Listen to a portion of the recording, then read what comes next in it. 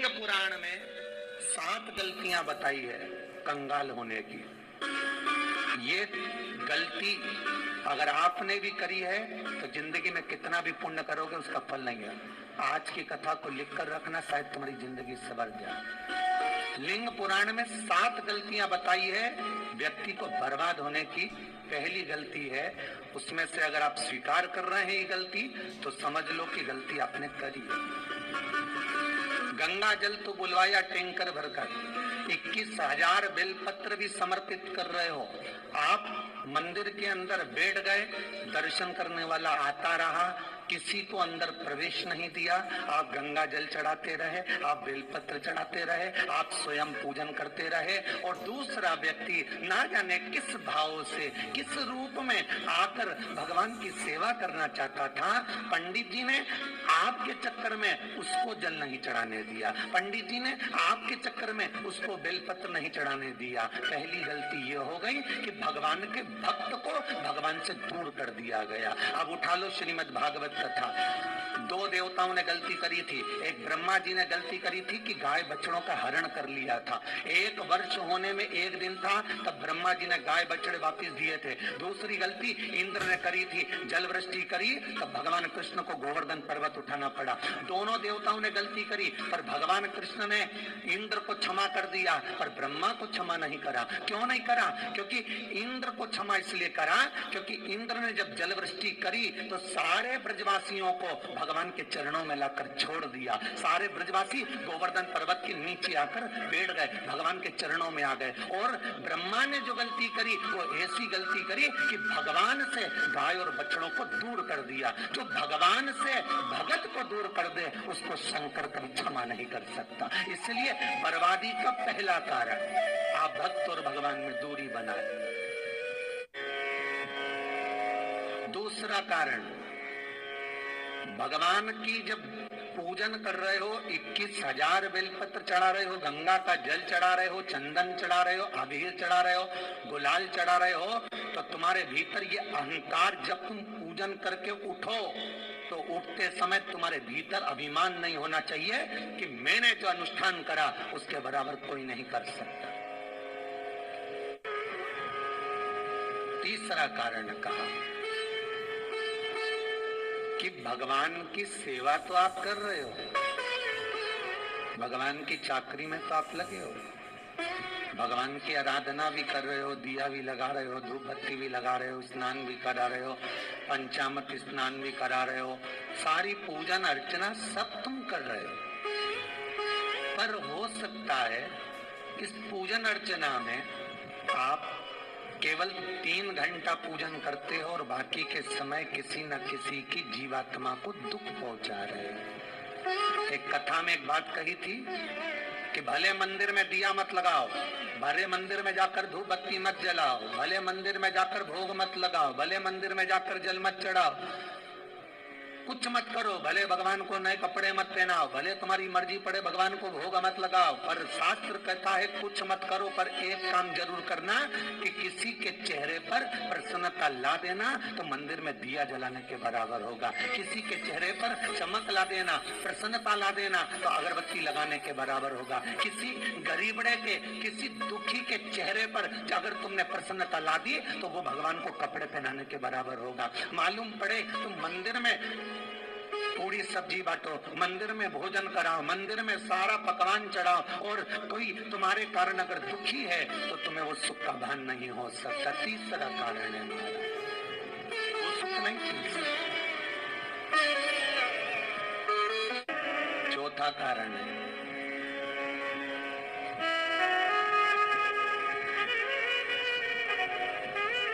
महाराज, जिस मंत्र को पढ़ा जा रहा है, जिस मंत्र का स्मरण किया जा रहा है,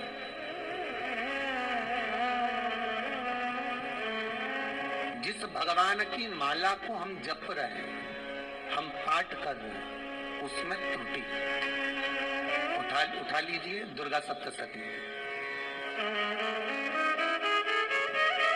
दुर्गा सप्तशती का हिंदी अनुवाद में थोड़ा सा दृष्टांत दिया है, आपको मालूम होगा।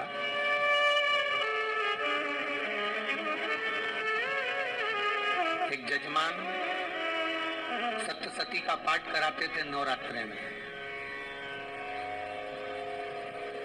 नवरात्रे पूरे होते थे और उनकी पत्नी मर जाती थी। सप्तशती के अंदर लिखा है, बहुत ध्यान से सुनिएगा। दुर्गा सप्तशती का पाठ कराते थे और पत्नी नवरात्रे के बाद 4 महीना 3 महीने के बाद मर जाती थी। बहुत दुखी था सेठ। एक शादी करी, दूसरी करी, तीसरी करी, चौथी करी, चौथी पत्नी भी मर गई। बहुत दुख हुआ। आज वो गुरुजी के पास चले गए। गुरुदेव, गुरुजी, गुरुदेव, गुरुदेव। गुरुजी बोले क्या हो गया?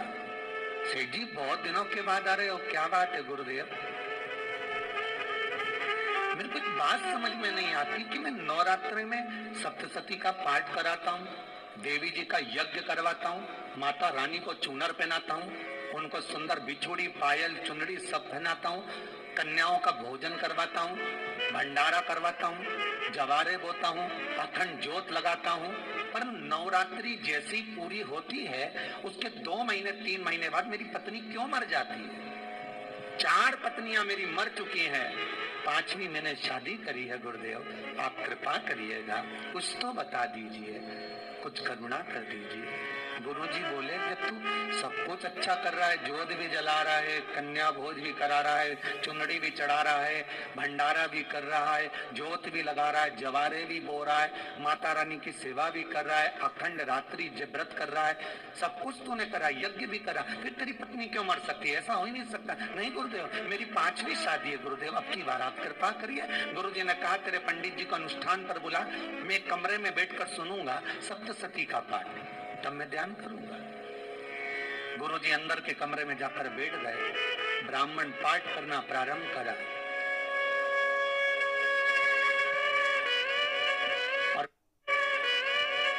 और ब्राह्मण ने पाठ करना प्रारंभ करा। उसमें एक शब्द आ गया, भार्यन्तु भक्षन्तु, भार्यन्तु भक्षन्तु। उसमें बोलना था भय पीड़ा को, हे जगत जननी तू भक्षण कर जा। पर ब्राह्मण बोलता था भार्या तू भक्षण, तो मेरी पत्नी को, मेरी भार्या को तू भक्षण कर जा। पंडित जी जैसे ही बोले गुरुजी बाहर निकल कर आ गए। पंडित जी को रोका, रुकिए गुरुदेव, आप हर साल अनुष्ठान कर रहे हो जजमान के यहाँ और बोल देते भार्या तू भक्षण, तू हे देवी तू मेरी पत्नी को खा जा, तो माँ हर बार उस पत्नी को निगल जाती है। निवेदन, शब्द सुधार लीजिए, शब्द ठीक है। चौथा कारण है कि आप जो पाठ कर रहे हो, आप जो पूजन कर रहे हो, आप जो अनुष्ठान कर रहे हो, उसमें कुछ ना कुछ गलती जरूर हो रही है। ये चौथा कारण है।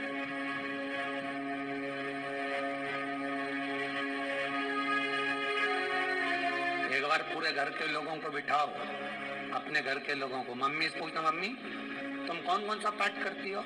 एक बार मम्मी से पूछना। फिर एक बार पापा से पूछना, पापा आप कौन कौन सा पाठ करते हो सुबह? फिर बहू से पूछना, भाभी आप कौन कौन सा पाठ करती हो? फिर छोटी दुल्हन से पूछना, छोटी दुल्हन तुम कौन कौन सा पाठ करती हो? भैया आप कौन कौन सा पाठ करते हो? आप कौन कौन सा पाठ करते हो? पूछना। जब घर के अंदर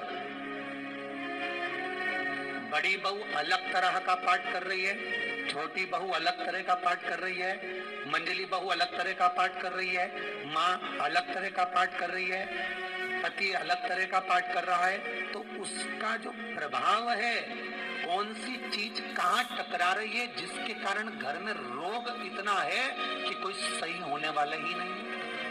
अब तुम कहो कि सीवर वाले गुरुजी ने उपाय बताया, हमने बहुत करा, पर सही क्यों? तो सही क्यों नहीं हो रहा है? उसका कारण है या तो बड़ी बहू जो पाठ कर रही, या सास जो पाठ कर रही, या पति जो पाठ कर रहा है, नाते जो भी उस घर के अंदर रहकर जो पाठ अर्चना कर रहा है, उसमें जरूर कुछ ना कुछ ऐसा हो रहा है जिसके कारण वो काम नहीं कर पा रहा। उसमें कुछ ना कुछ गलती हो रही है जिसको तुम समझ नहीं पा रहे, जिसको तुम अपने आप को बहुत विचार करते हो कि मेरे बराबर कोई नहीं कर सकता, मैं शंकर की भगत, मैं राम की भगत, मैं कृष्ण की भगत, मैं जो करती हूँ बहुत अच्छा करती हूँ, मैंने जो किया बहुत अच्छा करा। पर हो सकता है उसी कारण आपको दुख झेलना पड़ रहा है।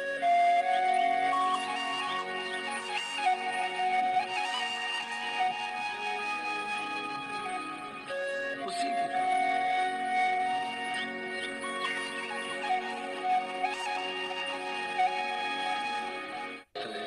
महाराज, हमने जो दान किया, हमने जो पुण्य किया, हमने जो सत्कर्म किया, वो किस जगह पर लगा?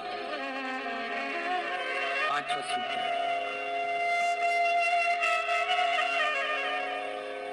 जो आप दान कर रहे हो, जो आप पुण्य कर रहे हो, सत्कर्म कर रहे हो, वो किस जगह पर लगा? ये 5वां सूत्र। फिर निवेदन करेंगे, गाय, बेटी और लक्ष्मी 50 बार विचार करना, तब किसी को देना। बेटी किसी ऐसे को मत ब्याह देना जो जुआ खेलता हो, मदिरापान करता हो, मांसाहार करता हो, वेश्यावृत्ति करता हो। वो बेटी का सम्मान नहीं करेगा। बेटी रोएगी तो कन्यादान करने वाले को रोना पड़ेगा।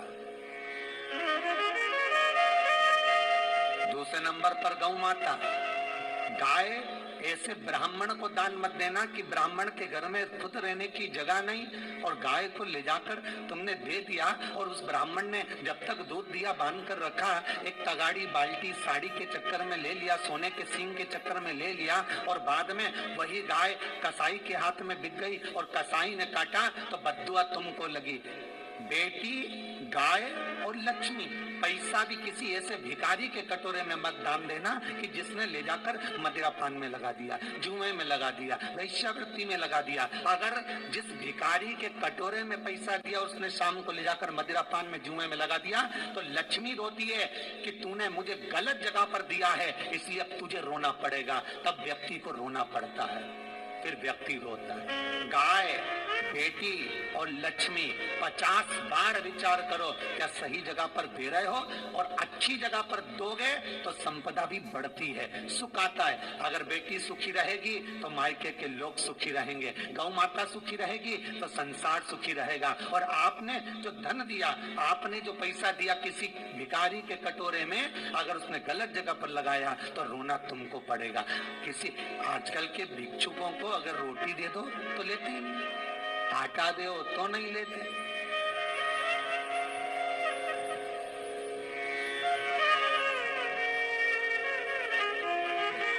पहले के समय में जो भिक्षुक आते थे ना, तो रोटी बनी हुई मांगते थे। बूढ़ी बूढ़ी माताएं जानती होंगी, चिमटा बजाकर, घुंघरू बजाकर कहते थे भोजन, तो 2 रोटी निकाल कर दे दी जाती थी घर से। लो बाबा, तो माता इतना प्रेम रखती थी, केवल रोटी नहीं देती थी, बाबा बैठो हम सब सब्जी ला कर देते। इतना प्रेम था बुजुर्ग माताओं का, बैठो। पर आज के जमाने में अगर रोटी दे दो तो फेंक दे नली में ले जाके। पैसा क्यों? शाम को पीने के लिए चाहिए ना, मदिरा पान के लिए, मांसाहार के लिए, जुए के लिए, वेश्यावृत्ति के लिए धन चाहिए।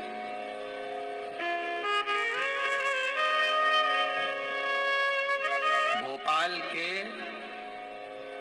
और इंदौर के, इंदौर का राजवाड़ा चौराया और भोपाल का लाल घाटी चौराया, इन दोनों चौराहे पर इतने से बच्चे लोग भीख मांगते हैं और उनकी माताएं और उनके पिता रोड के किनारे पर चिलम लगाते बैठे रहते हैं, पांव लंबे करके पड़े हैं और ये कमा कमा के उनको दे रहे हैं। और धन्य है ऐसे लोग जो उनको दान भी दे देते हैं। जिसको जरूरत है उस तक कुछ नहीं पहुंचता। अभी ठंड आ रही है, बहुत सारी संस्थाएं कंबल बांटेगी। रेलवे स्टेशन पे लोगों को कंबल उड़ा रहे हैं, कोई सो रहा है जमीन पर उसको कंबल उड़ा रहा है, बस स्टैंड पे चले गए कोई रोड पे सो रहा है कंबल उड़ा रहा है, तो इतना बड़ा नाम चलेगा कि उन्होंने कंबल उड़ाए, कंबल उड़ाए, कंबल उड़ाए। और वो कंबल जिसको उड़ाया वो दूसरे दिन जाकर कपड़े की दुकान पर बेच के आ गया, 200 रुपए लिया है, रात को पीकर फिर सो गया, क्योंकि फिर कहीं कहाँ आएगा, फिर उड़ा के चले जाएगा। क्योंकि इन्होंने तो ये करके रखा है कि नाम कमाना है तो कंबल उड़ाए जाओ। जिसको जरूरत है वहां तक सामान नहीं पहुंचता भाई, जिसको जरूरत है वहां तक सामग्री नहीं पहुंचती भाई। आपने दिया और उन्होंने ले जाकर बेच दिया, तो फिर सोचते हो कि मैंने तो पुण्य करा है। कई लोग कहते हैं मैंने दान करा, मेरे को इतना फल मिलेगा। काहे का दान करा? ऊपर तो जाए यमराज के डंडे पड़ेंगे।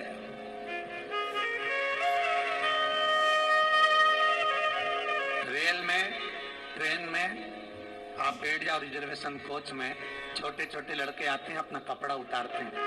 सही बोलना रे भाई, जितने लोग टीवी पर कथा सुन रहे हो, छोटे छोटे बच्चे अपना कपड़ा उतारेंगे और पोछा लगाएंगे रेल की बोगी में। जब गवर्नमेंट ने सीट पर रख रखे हैं तो तुम्हें अंदर आने का किसने कहा? कौन ने कहा कि तुम अपना कपड़ा उतार के पोछा लगाओ? और वो अपने शरीर का कपड़ा उतार कर पोछा लगाता है, आपके आगे हाथ फैलाता है, आप एक एक 2-2 रुपए दे देते हो।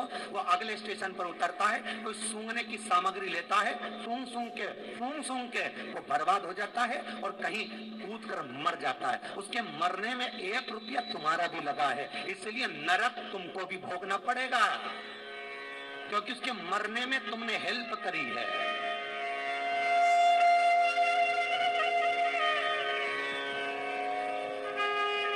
तुमने तो रुपया दिया था भोजन करने के लिए, उसमें कोई सूंघने की सामग्री ले ली और सूंघ के नशे में मर गया। उसके मरने में 2 रुपए तुम्हारे हैं, 1 रुपए तुम्हारा है, तो भोगना तो तुमको भी पड़ेगा ना।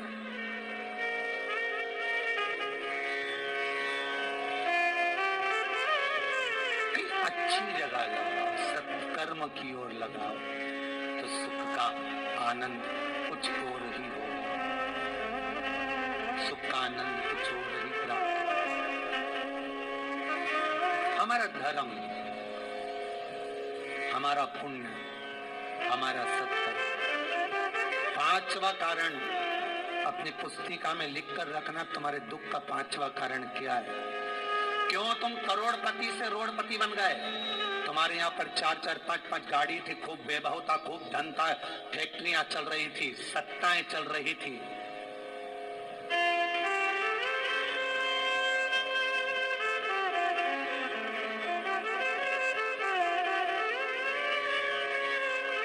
खूब सत्ताएं थी, खूब बेबहू था, खूब धन था, पर कुछ भी नहीं, सब धरा की धरा रहे। कोई बेबहू बच्चा ही नहीं, कोई बेबहू। एक हमारे सेंधवा के भगत हैं महाराज, बड़े भावपूर्ण भगत।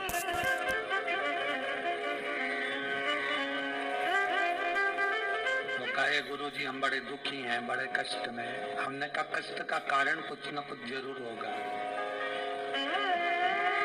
दुख का कारण जरूर कुछ न कुछ होता है।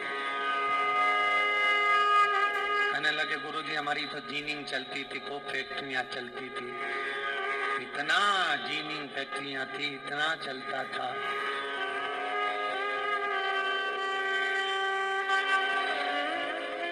इतनी जीनिंग चलती थी, इतनी फैक्ट्रियां चलती थी, गुरुदेव बहुत दुखी हो गए। हमने कहा दुख का कारण, जो ये 7 कारण है शिव महापुराण के, लिंग पुराण में जो 7 कारण बताए हैं दुख आने के। जब फैक्ट्रियां अच्छी चल रही, जीनिंग अच्छी चल रही, व्यापार अच्छा चल रहा है, तो 7 कारण बताए हैं कि आप उन 7 कारण में से कोई कारण आपके साथ में हुआ है जिसके कारण आप रोड पर आ गए, करोड़पति से रोडपति बन गए।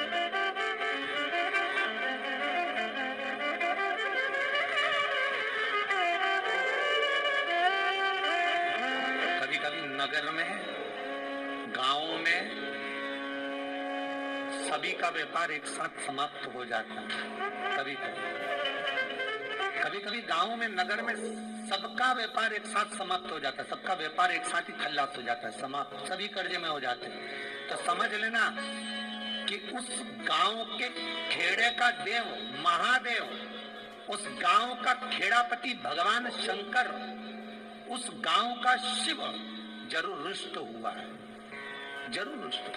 उसको मनाने का प्रयास करो जिससे अपनी नगर, अपना गांव फिर उन्नति की सीढ़ी पर चढ़ जाए।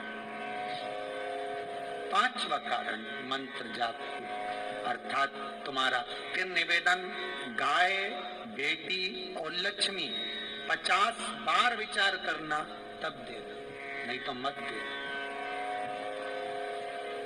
मत दीजिए।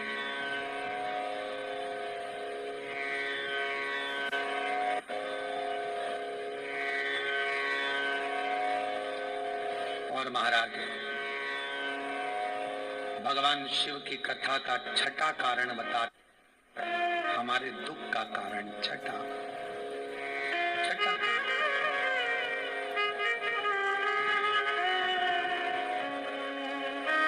आदर सम्मान में कमी। घर के जो बड़े हैं, घर के जो बुजुर्ग हैं, घर के जो आदरणीय हैं, उनका सम्मान नहीं कर पाए। सुंदर कहा, जिस घर में माँ बाप की इज्जत नहीं होती, उस घर में देखना कभी बरकत नहीं होती।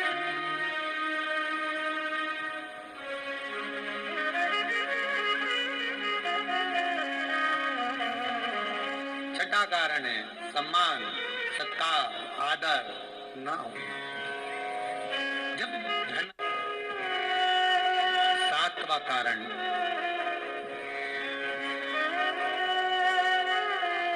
ये अंतिम कारण है।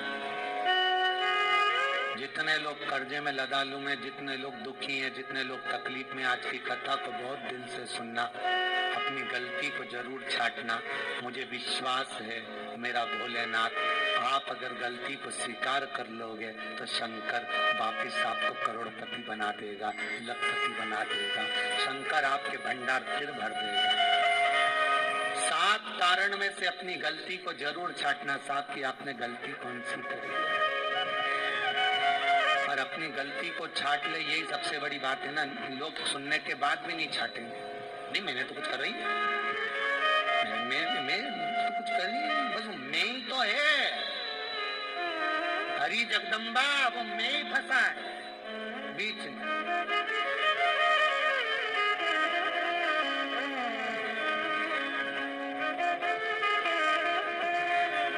सातवां कारण महाराज, किसी का बेकार धन हमारे घर में आ जाए। एक कथा बहुत सुंदर है। एक गांव में एक व्यक्ति रहता था, खूब अच्छी कमाई करता था। पत्नी ने कहा तुम्हारे पास कमाई अच्छी हो रही है, तो ये पैसा तो कोई चुरा के ले गया तो पति बोला क्या करना चाहिए, तो एक काम करता हूँ, बाजार से कोड़ियां खरीद लेता हूँ। कोड़ियां जानते हो, तो ऐसे बच्चे लोग खेलते हैं, कोड़ी खरीद लाता हूँ। अब गांव का व्यक्ति रोज कोड़ियां खरीद के लाए, उनके यहाँ बोरे पे बोरे भरा गए, बारदान पर बारदान भरा गए, पूरा कमरा कोड़ियों से भरा गया। एक दिन राजा बीमार पड़ गया। राजा बीमार पड़ा तो राजा को वेदों ने, डॉक्टरों ने कह दिया इसका एक ही इलाज है, कोड़ियां लाई जाए, कोड़ियों को जलाकर राख बनाई जाए, वो राख राजा के शरीर पर मली जाए। राजा के शरीर पर जब राख को मलेंगे तो राजा ठीक हो जाएगा। राजा ने अपने दूतों से कहा जाओ नगर में कोड़ियां देखो। राजभवन में देखा तो कोड़ी नहीं थी, बाजार में देखा तो कोड़ी नहीं थी, सारा मार्केट घूम लिया, चारों तरफ के राज्य देख लिए, कोड़ी नहीं मिली। राजा ने दूतों से पूछा बात क्या है। दूतों ने बाजार वालों से पूछा भैया कोड़ियां क्यों नहीं है। तो बाजार के व्यापारी बोले महाराज सवेरे सवेरे एक गांव का व्यक्ति आता है, सारी कोड़ियां खरीद कर ले जाता। सारी कोड़ियां? हाँ। उसका पता दो। दुकान वालों ने पता दिया, वो वहां पहुंच गया, उसको डराया। राजा के दूतों ने, तेरे पास कोड़ियां हैं? हाँ, पर मैंने अपने पैसे से खरीदी है, फ्री की नहीं है, खूब खर्चा कर कर मैंने कोड़ियां जोड़ी हैं। राजा बीमार पड़ा है, कोड़ियां ला के दे। उसने मना करा, दूतों ने डराया। ठीक है लो। उन्होंने बारदान खोल लिया, झोला खोल लिया, बैग खोल लिया। राजा के दूतों ने बैग खोला, वो गांव का व्यक्ति एक थाली में कोड़ियां लाता, उस पर हाथ फेरता और झोले में डालता जाता, फिर भर कर लाता, फिर हाथ फेरता, फिर झोले में डालता। राजा के दूतों ने कहा एक बार में पूरा बारदान उठाकर क्यों नहीं दे देता, ये बार बार हाथ क्यों फेर रहा है। तो गांव का व्यक्ति बोला महाराज मैं कौड़ियों को थाली में भरकर हाथ इसलिए फेर रहा हूं, इन कौड़ियों में से मैं वो एक कौड़ी ढूंढ रहा हूं कि ऐसी कौन सी कौड़ी मेरी इन कौड़ियों में आकर मिल गई जो मेरी इतनी सारी कौड़ियों को लेकर जा रही है। बस वो चरित्र याद करना कि एक कौड़ी हमारे घर में कोई ऐसी आ जाती है जो सारी रखी हुई कौड़ी को लेकर चली जाती है। और जिंदगी में घर में धर्म की, पुण्य की, सत्कर्म की एक कौड़ी ऐसी आ जाती है जो शिव महापुराण की कथा करवा देती है। वो कौड़ी को ढूंढना कि वो कौड़ी कौन सी है। जो अच्छा काम करवा रही है अच्छी कौड़ी आई होगी, सत्कर्म करवा रही है अच्छी कौड़ी आई होगी, और मालूम पड़े एक कौड़ी ऐसी आ गई जो डॉक्टरों में भरवा रही है, सारा की सारा धन मेडिकलों में लगवा रही है, पुलिस में लगवा रही है, कहीं गलत जगह पर लगवा रही है, कहीं एक्सीडेंट में लगवा रही है। जो कौड़ी गलत जगह पर धन को लेकर जा रही है, समझ लेना कि वो कौड़ी बेकार आ गई जो सारा का सारा बर्बाद करने में लगी हुई है। उस कौड़ी को पहचानो कि वो कौड़ी कौन सी है। 7वां कारण शिव महापुराण का, लिंग पुराण का लिख कर रखना कि एक कौड़ी ढूंढना कि वो कौड़ी कौन सी घर में आ गई जो हमें बर्बाद कर कर चली गई है। तो कौड़ी को ढूंढिए, वो रुपये को ढूंढिए, वो 1 रुपया कौन सा आ गया, वो धन कौन सा आ गया जो हमें बर्बाद कर गया, कैसा आया।